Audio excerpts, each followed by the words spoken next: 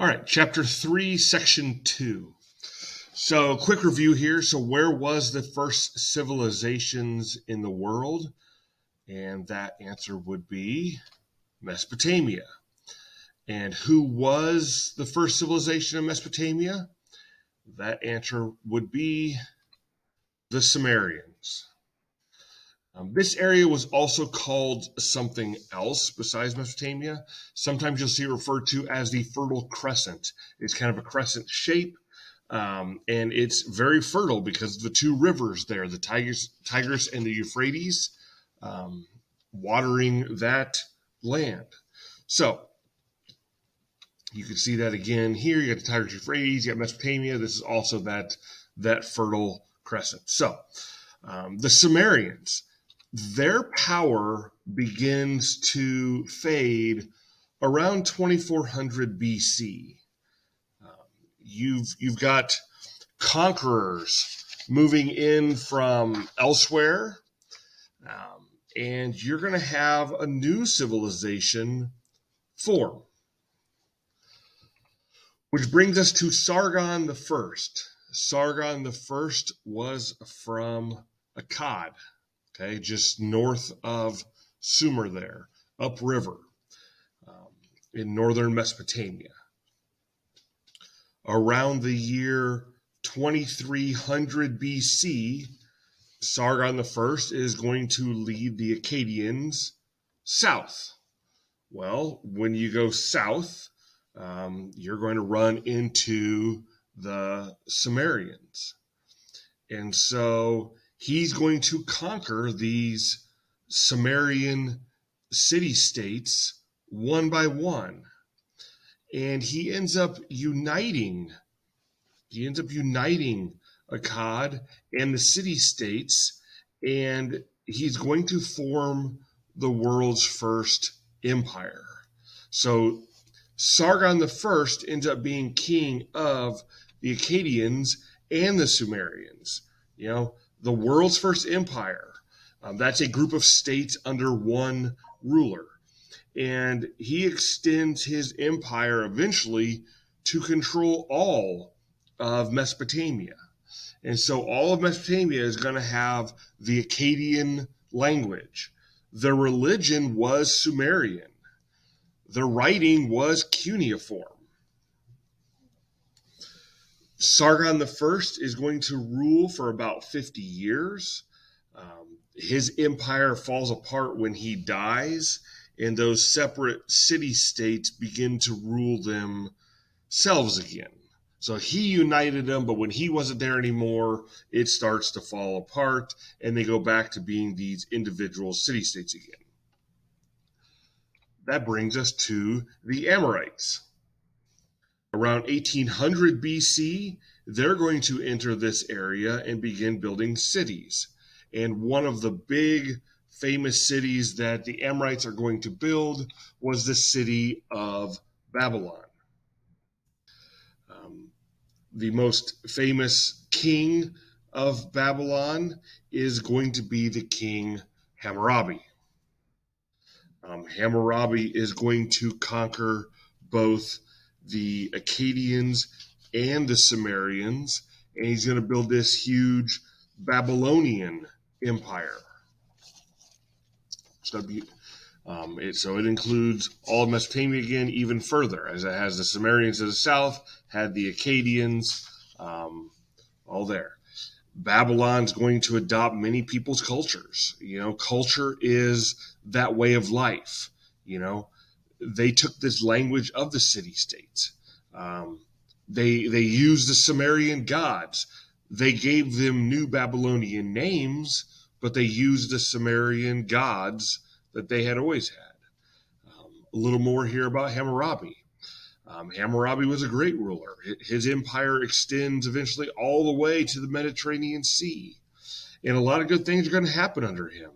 He's going to, there's the picture where you can see it extending all the way to the Mediterranean Sea. He's going to improve irrigation. You know, he repairs those old canals. He builds new canals. He does change their religion. the Babylonian god would be above all other gods. So he didn't get rid of their gods. He just said the Babylonian god is the king of all the gods. And this kind of helps unite the people when he doesn't just eliminate their gods. He reorganizes the tax system. He begins a government housing program. But probably the greatest reform or improvement that Hammurabi is going to make is going to be a code of law. He's going to take the best laws from each city and put them together into one code.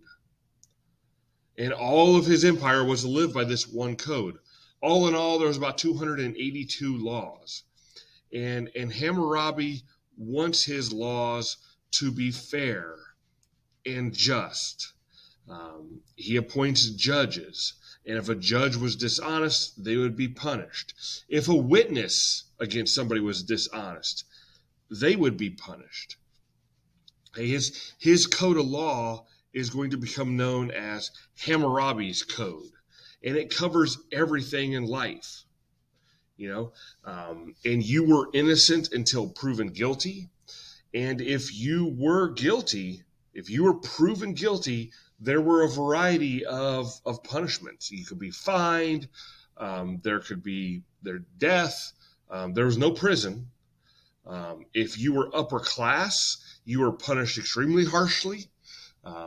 You were supposed to be somebody that they looked up to. So let's go ahead and watch this little video clip about Hammurabi's Code when it plays.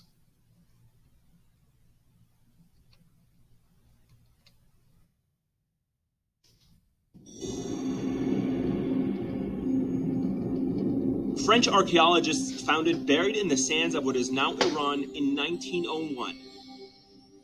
The pieces of a great pillar of black stone, carved in the ancient region of Mesopotamia more than 3,600 years earlier. At the top of the massive pillar, or stele, were two figures, the ancient Babylonian sun god, flames coming from his shoulders, and Hammurabi, the most famous king of Babylon.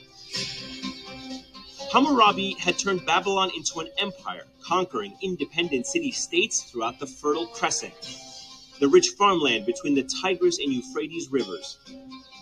To establish order and unify all of these different cities and people, Hammurabi needed one universal set of laws to, as he wrote, bring about the rule of righteousness in the land, to destroy the wicked and the evildoers, so that the strong should not harm the weak. More than 250 of those laws are carved in columns onto this stele, in characters and symbols, one of the oldest known written codes of conduct, setting out rules of behavior and specific, often harsh punishments. If anyone is committing a robbery and is caught, then he shall be put to death, states law number 22. More than 30 laws call for the guilty to be put to death, sometimes in gruesome ways, by being impaled, burned, or thrown into water.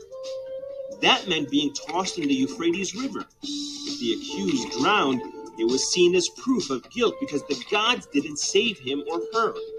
But if the river proved that the accused is not guilty and he escaped unhurt, reads the code, the accused was innocent, and then he who had brought the accusation shall be put to death.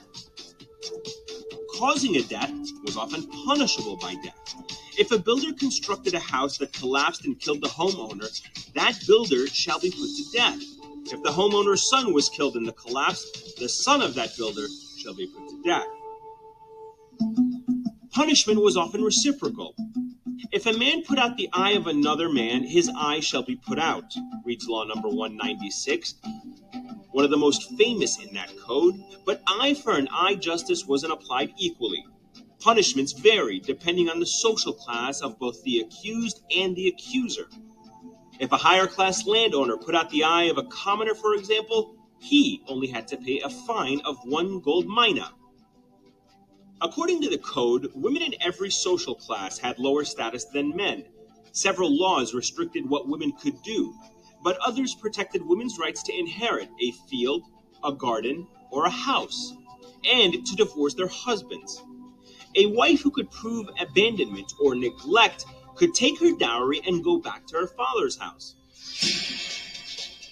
Laws in the code cover liability, malpractice, trade, even the minimum wage to be paid to workers in specific occupations.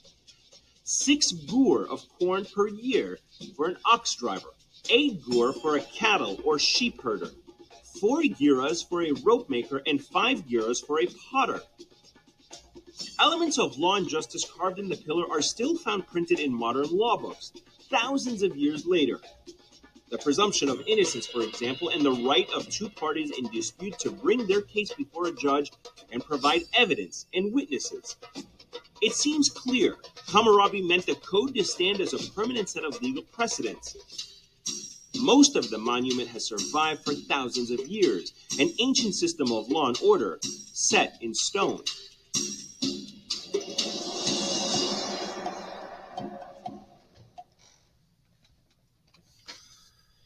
All right, so under Hammurabi, Babylon becomes this big trade center, and they're going to